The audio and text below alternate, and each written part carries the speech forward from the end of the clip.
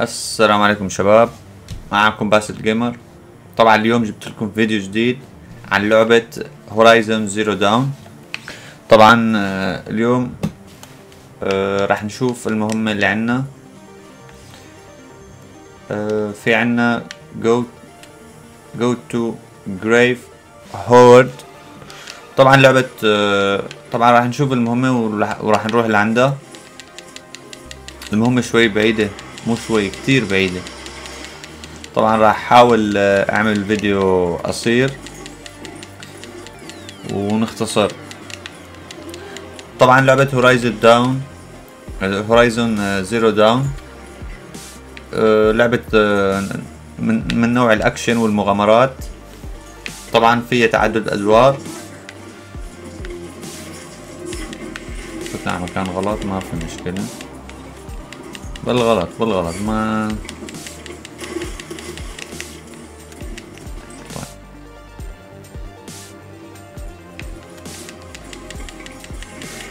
مثل ما حكينا. طبعا اللعبة من تطوير استديوهات غوريلا جيمر الهولندية. وطبعا الناشر هو شركة سوني. اللعبة طبعا نزلت حصرية على البلاي ستيشن 4.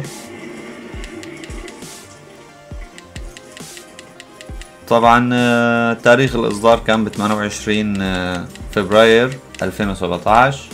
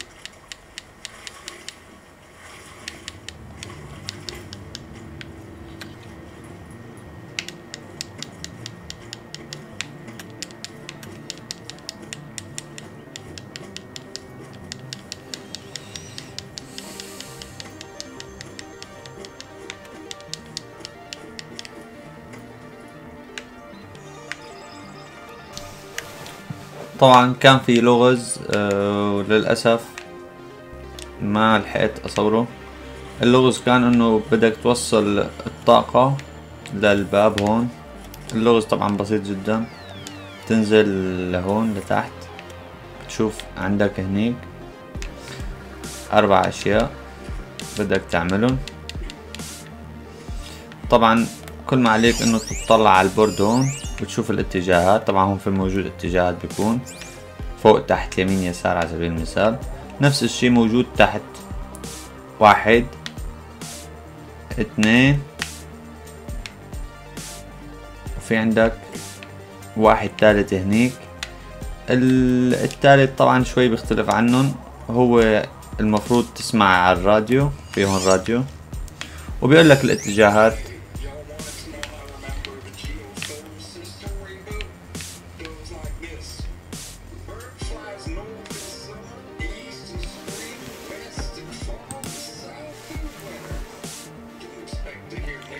طبعا اعطاك الاتجاهات نورث ايست. طبعا بتمشي على الاتجاهات اللي اعطاك اياها، الاتجاهات النورث ايست ويست ساوث. نرجع نسمعهم.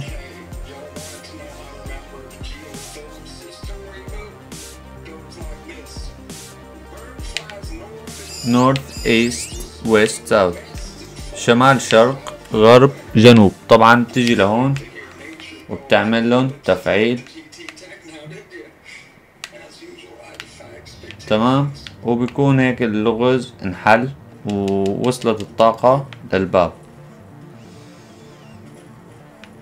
اللي هو هون. طيب هيك بنكون وصلنا لنهاية الحلقة. طبعا انا فتحت الباب، في عندك الريستور ايشن دور. طيب هيك بنكون وصلنا لنهاية الحلقة. طبعا المهمة لسه ما خلصت، بس انا يعني حاولت انه اختصر بالفيديو قدر المستطاع. طبعا ما في مشكلة، بنكمله ان شاء الله بفيديو جديد. واذا عجبك الفيديو اعمل لايك وشير، ولا تنسى الاشتراك بالقناة. طبعا كان معكم باسل جيمر، والسلام عليكم.